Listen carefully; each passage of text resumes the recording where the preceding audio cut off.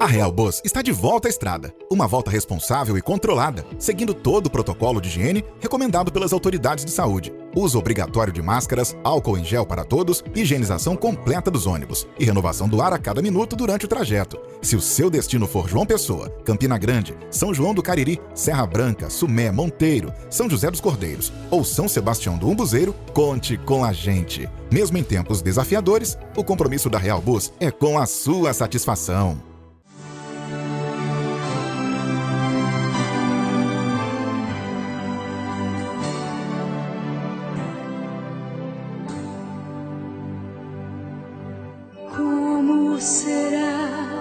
O futuro do nosso país.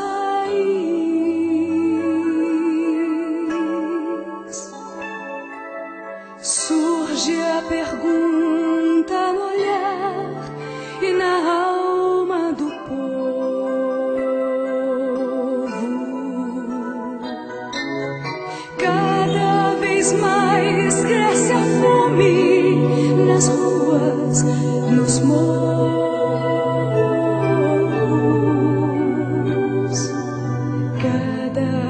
Menos dinheiro para sobreviver.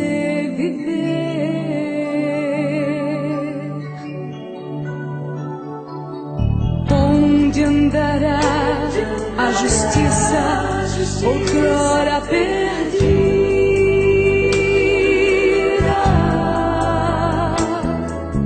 Some a resposta na voz e na vez de quem manda.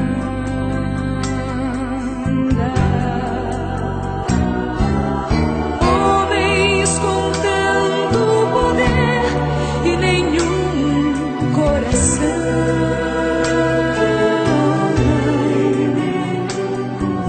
Gente que compra e que vende a moral da nação.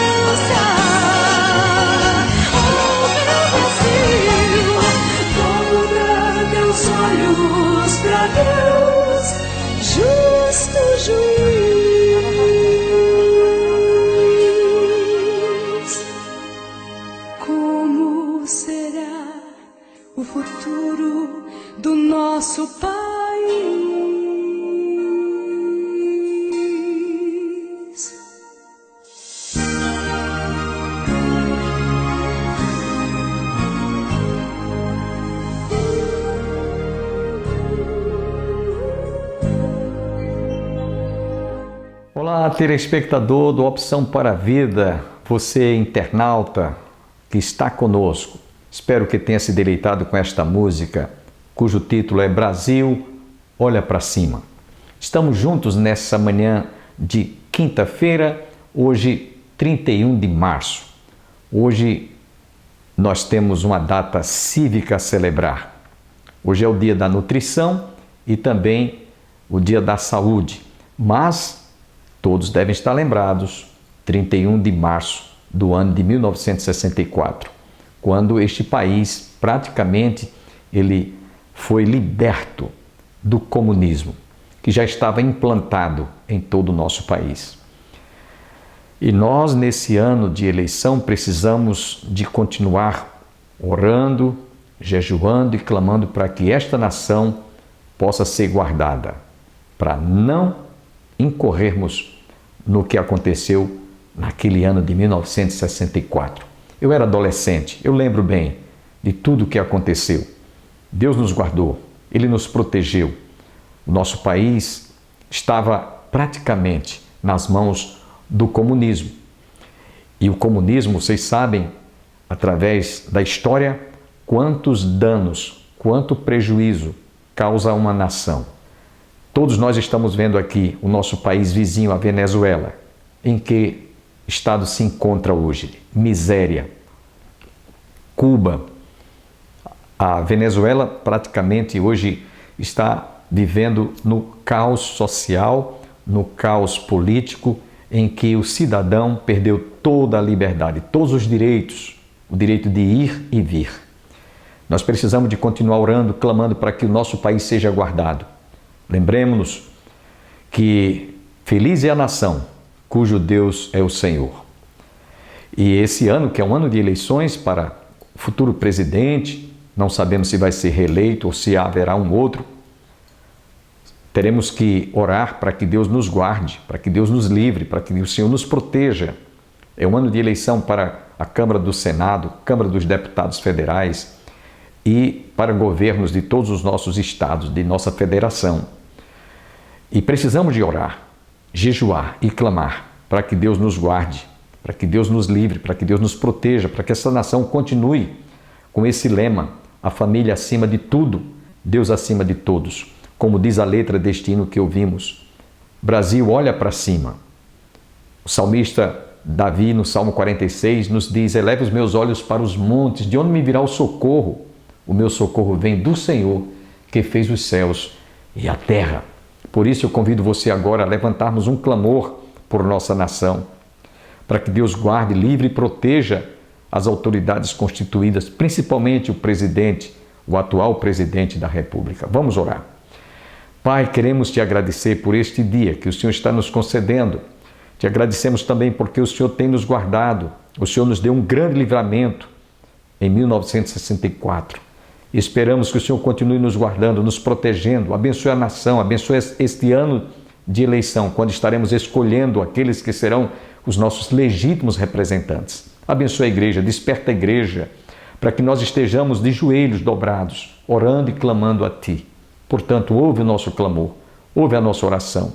A Tua palavra nos diz, feliz é a nação cujo Deus é o Senhor. E nós cremos que Jesus Cristo é o Senhor desta nação. Portanto, ouve o nosso clamor, ouve a nossa oração, em nome de Jesus. Amém.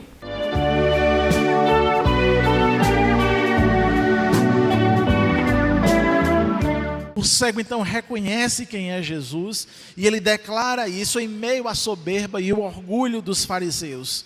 Ele, de fato, conhece a Deus porque ele estava vendo o próprio Deus encarnado em Jesus Cristo.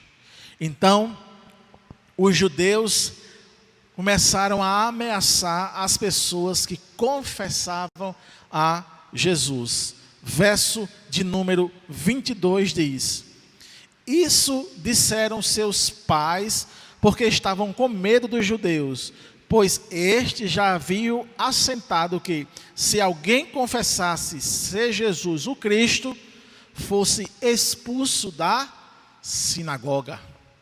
Havia uma ameaça. Percebam o conhecimento utilizado para o mal. Esse conhecimento utilizado para o mal fez com que os fariseus não percebessem quem era o Messias, Jesus na frente deles, mas eles levantaram até mesmo a ameaça daquelas pessoas que há muitos frequentavam a sinagoga, que há muito tinham um coração sincero diante de Deus, mas que quando foi revelado o Messias, os seus líderes, ensoberbecidos e orgulhosos, não aceitaram a Jesus e ainda ameaçaram provavelmente os pais desse cego e o próprio cego, quando mesmo estava dizendo que Jesus era o Cristo.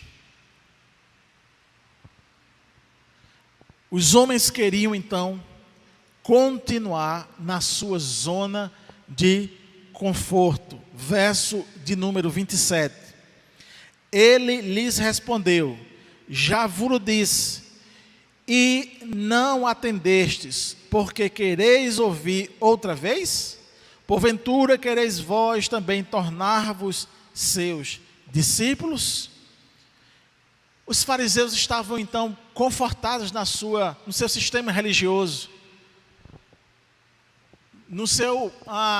Eles estavam acostumados em ser benquistos na sociedade. Quando Jesus vem e prega para eles, dizendo que eles estavam errados, que o que eles estavam ensinando estava longe da verdadeira interpretação da palavra, eles acharam ruim e não queriam sair da zona de conforto. Então eles começam a acusar Jesus de que o próprio Jesus estava errado. Isso me faz refletir, irmãos, às vezes quando o nosso coração é impertinente, longe de Deus, sem oração, sem meditação da palavra, sem comunhão com os santos, sem comunhão com os irmãos, sem comunhão com a igreja, faz com que a gente enxergue defeito em todos os lugares, menos em nós. E sabe, irmãos, chega a nos cansar às vezes. Eu entendo, mas chega a nos cansar. Quando alguém chega e diz assim: mas vocês erraram em tomar essa decisão. Mas vocês erraram em ir por esse caminho. Mas vocês erraram porque chamaram fulano ou deixaram de chamar cicrano. É muito fácil, quando nós estamos longe da administração, seja ela eclesiástica, seja às vezes ela patrimonial, e você então chegar e dizer assim: era bom que você fizesse isso e não isso. Tem decisões que nós tomamos, eu digo nós, vocês todos, em casa, por exemplo, aí dá errado. Aí chega um e diz assim: eu não disse que não fizesse assim? Já está feito. Essa palavra ela não vai ajudar, ela vai piorar a situação. Você vai ficar mais furioso ainda, porque você já está decepcionado que deu errado. Aí chega alguém que se acha naquele momento mais esperto: o senhor não disse que não fizesse? Da mesma forma acontece às vezes na igreja. Tomamos decisão, e aí a pessoa chega depois, estava na sua zona de conforto, e diz: eu não disse que ia dar errado? Entenderam, irmãos? Aqui, os homens então estavam querendo continuar na sua zona de conforto. Então, nesse texto aqui, nós vamos aprender algumas coisas que eu queria que você então refletisse sobre o perigo do conhecimento mal utilizado. Em primeiro lugar, que o perigo do conhecimento mal utilizado vai fazer com que os homens sempre tratem os outros com crueldade e injustiça.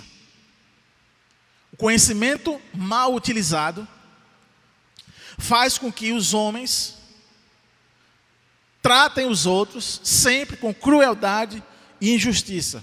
Vamos entrar no nosso texto. Verso de número 35. Ouvindo Jesus que eu tinha expulsado, encontrando-o, lhe perguntou: crês no Filho do Homem? O conhecimento dos fariseus, o seu pedestal, o seu orgulho e a sua soberba fez o que com aquela família do cego? Expulsaram aquelas pessoas da sinagoga, expulsaram aquelas pessoas da reunião deles. Isso é um exemplo exato de uma mal utilização do conhecimento. Os fariseus diziam que tinham conhecimento do profeta Moisés, mas eles estavam utilizando de forma má.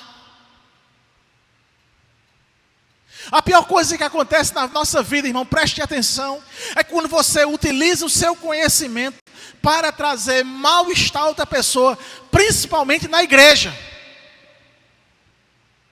Igreja Congregacional do Calvário, nós temos que nos despertar, eu e você.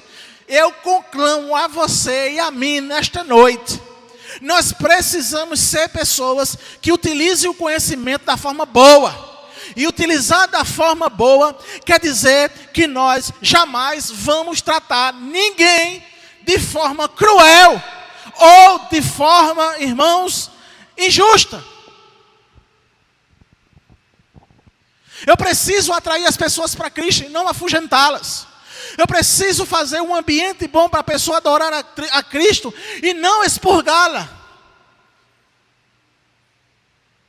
Ter conhecimento teológico é bom, mas quando esse conhecimento é utilizado para o bem, porque quando ele é utilizado para o mal, ele expulsa, ele é injusto, ele traz discórdia, ele traz intriga, ele traz cisma, ele racha, ele quebra, ele amaldiçoa.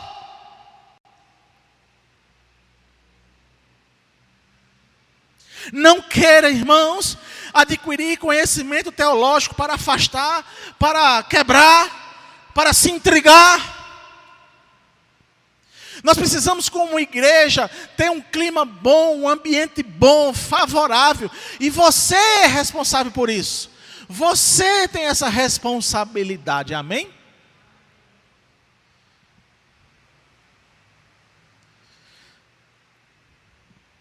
Em segundo lugar, quando nós nos convertemos,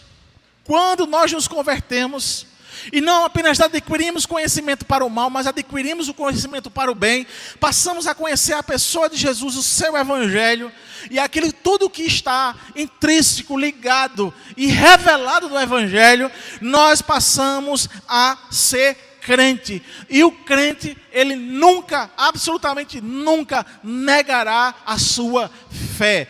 Olhe comigo o verso de número 36.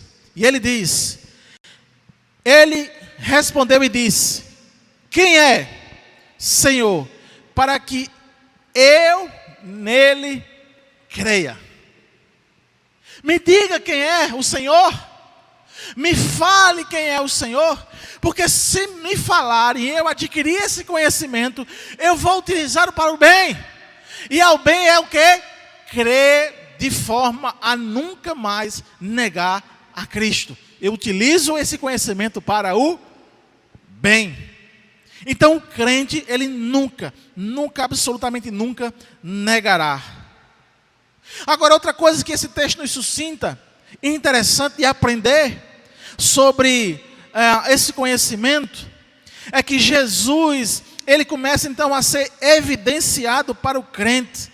Porque Jesus, quando ele apresenta o evangelho para nós, seja por uma boca de uma pessoa, ou seja pela leitura de um texto, ou seja pela leitura de um panfleto, seja como for, que você entenda o evangelho e que o seu coração então ele é resgatado, ele é vivificado, ele é restaurado e você se converte. Isso faz com que nós possamos então a crer cada vez mais em Jesus. Sabe por quê? Porque o próprio Jesus começa a evidenciar isso nas nossas vidas. Verso de número 35, melhor. Verso de número 37, ele diz: e Jesus lhe disse: já o tens visto, e é que fala contigo. Então afirmou ele: creio, Senhor. E o adorou. Ou seja, ele pega esse conhecimento e ele vai então para a parte prática. O crente, quando ele tem um encontro com Jesus e quando Jesus se compadece dele e o encontra, a vida dele é transformada de tal forma que ele não vai fazer então um complexo religioso, um edifício religioso, mas ele então se torna um verdadeiro adorador. O que foi que evidenciou na vida desse cego? Ele recebeu um milagre. Quantas vezes, amado irmão, você já teve experiências com Deus? Quantas vezes você já viu milagre em outra pessoa ou em você mesmo? É de fato irrefutável a palavra do Senhor. É de fato, irmão, verdade a palavra do Senhor. Jesus já tem se manifestado. Desde os sinais nos sinais do céu, até o sinal em você mesmo com o senso da divindade, e agora pela revelação da palavra, não há dúvida que o Evangelho é verdade e que Jesus é o Senhor. E o que é que você tem que fazer? Creia e o adore. Dê a sua vida a Ele, consagre a sua vida a Ele, abandone a vida de pecado. Deixe as suas paixões e suas convicções pecaminosas. Abandone a sua concupiscência. Diga não, eu não posso, eu não quero, eu não vou fazer, porque eu encontrei Jesus. E quando nós encontramos a Jesus, o nosso espírito então está guardado nele, edificado nele, vivificado nele. E quando isso acontece, é um dos maiores milagres que a humanidade pode constatar. Nós passamos então a adorá-lo, nós passamos então a prostrarmos diante dele, e nós pegamos a nossa vida e devolvemos toda para ele, e deixa que ele faça a obra na sua vida, irmãos. Use o conhecimento de Jesus para o bem. Amém. Jesus sempre é bom e condescendente com os seus. Vou ler de novo o verso de número 37, que diz: e Jesus lhe disse, já tens visto, e é o que fala contigo. Condescendência. Jesus sempre é bom, porque Ele se revela. Amém, irmãos? Você pode entender isso? Como Jesus foi bom para você? Porque Ele se revelou a você. Você poderia estar ainda lá, batendo bumbo no terreiro de Umbanda.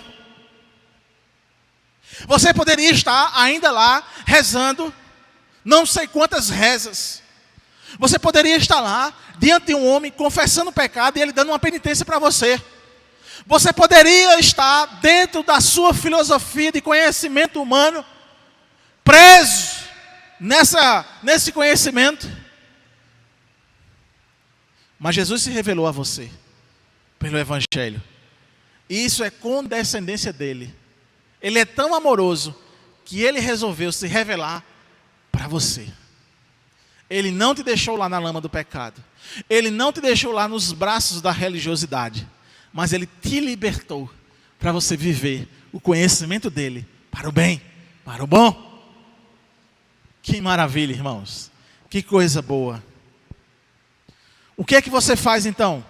Já dissemos aqui, vou só repetir. Então afirmou ele, creio, Senhor, e o adorou. Faça a sua confissão. Confie no Senhor. Confesse Ele. Porque só Ele é o Salvador. Só Ele pode ser seu Senhor. E só Ele pode te tirar do castigo do inferno. Te tirar da escravidão do pecado. Só Ele, de fato, se compadece de você. Só Ele é bom. Aprendemos outra coisa com esse texto. A partir do verso de número 39. Quando ele diz... Prosseguiu Jesus, eu vim a este mundo para juízo, a fim de que os que não veem, vejam, e os que não veem se tornem cegos. E aqui, irmãos, eu penso que é a centralidade justamente do tema que eu trouxe, não é? O perigo do conhecimento mal utilizado. Aqui, Jesus evidencia isso, o perigo do conhecimento. E esse conhecimento não utilizado de forma correta. Os judeus, os fariseus, eram um exemplo aqui de que utilizavam o conhecimento de forma mal. Não é? E Jesus então diz que ele veio para juízo, a fim de que aqueles que não veem, vejam, e os que veem se tornem cegos. Ele faz um trocadilho aí, mas aqueles que diziam que tinham a revelação de Moisés, que tinham toda, né, a tradição, seja ela qual for, na verdade eles eram cegos, eles eram soberbos, Eles eram orgulhosos. E às vezes, irmãos, nós pensamos da mesma forma. Nós pensamos que Jesus ele vai se revelar apenas a pessoas que têm intelectualidade, que têm dinheiro. E aí Jesus se revela a quem? A um esmolé, que vivia na porta da sinagoga, ou às vezes na porta do templo, pedindo dinheiro para se sustentar. E Jesus se revela justamente a essas pessoas. Isso dava um nó nos poderosos. Isso dava um nó no juízo do povo. Jesus é essa pessoa que se compadece, que é condescendente. E que então o perigo do conhecimento, de não utilizá-lo de forma certa e correta, leva a essas pessoas a justamente serem cegas, pensando que estão vendo. Verso 40 ele diz: algum dentre os fariseus que estavam perto dele perguntaram: acaso também nós somos cegos? Em Malaquias a gente viu isso, né? O povo então olha para Deus, aí faz questionamento com Deus. De novo aqui, eles questionam. Porque é como se eles dissessem assim: quem é tu para dizer que eu sou cego? Eu sou descendente de Abraão. Eu tenho conhecimento dos profetas. Eu sou letrado nos escritos. Quem é você para dizer que eu estou cego? E aí responde Jesus: se fosseis cegos, não tinhais pecado algum. Mas, porque agora dizeis, nós vemos, subsiste o vosso pecado. A soberba e o orgulho do conhecimento denunciavam eles que eles eram de fato pecadores. Isso nos traz uma lição, irmãos, preste atenção, que às vezes não adianta a gente discutir. Não adianta a gente discutir. Ele não tem a razão, ele não está dizendo que tem a razão, não adianta nem discutir. Os fariseus, eles não discutiam ele não ia discutir com o cego. Disse que o cego estava errado, expulsou ele da sinagoga, não deixou ele mais ficar à porta, e ainda disse que ele estava errado. E aí vem o Senhor dos Senhores, o Rei, o Messias, e diz: quem é cego é vocês. Nesse seu conhecimento utilizado para o mal, para a separação, para a intriga. O conhecimento, irmãos, é uma grande bênção. Uma grande bênção. Mas os fariseus estavam persuadidos de que eles sabiam todas as verdades religiosas. Eles ficaram indignados pelo fato de que um esmolé ter adquirido conhecimento e utilizado da forma correta. Usar o conhecimento mal é ficar à mercê da carnalidade. E não queira, irmãos, ficar à mercê desse conhecimento. Porque, por outro lado, quando você não quer também adquirir conhecimento, você fica à mercê dos falsos ensinadores. Vira uma presa fácil. Com isso eu quero concluir, irmãos, essa noite dizendo o seguinte: é preciso adquirir conhecimento. É urgente adquirir conhecimento. Nós precisamos correr atrás do conhecimento. Nós precisamos estar dia após dia querendo conhecer a Deus. Porque quando nós chegarmos lá no céu, nós vamos dia a dia, todos os dias, conhecer coisas novas de Deus. Porque Deus é imensurável e insondável. E dentro dessa grandeza espiritual, nós nunca chegaremos à totalidade do conhecimento de Deus. Por isso que no céu vai ser dinâmico. Não vai ser aquela coisa morosa. Não vai ser aquela coisa entediante. Quem diz isso é a nossa cabeça, que se entedia com qualquer coisa. Mas lá vai ser dinâmico. Nós vamos conhecer a Deus. Então, nós já partimos daqui para esse conhecimento de Deus. Você deve adquirir conhecimento.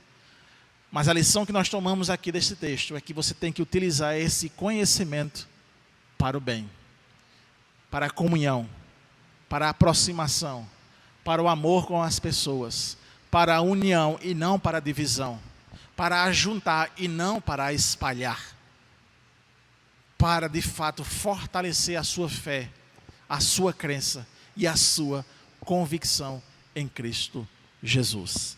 Lamentamos termos que fazer esta interrupção. Que todos fiquem com Deus. Até amanhã.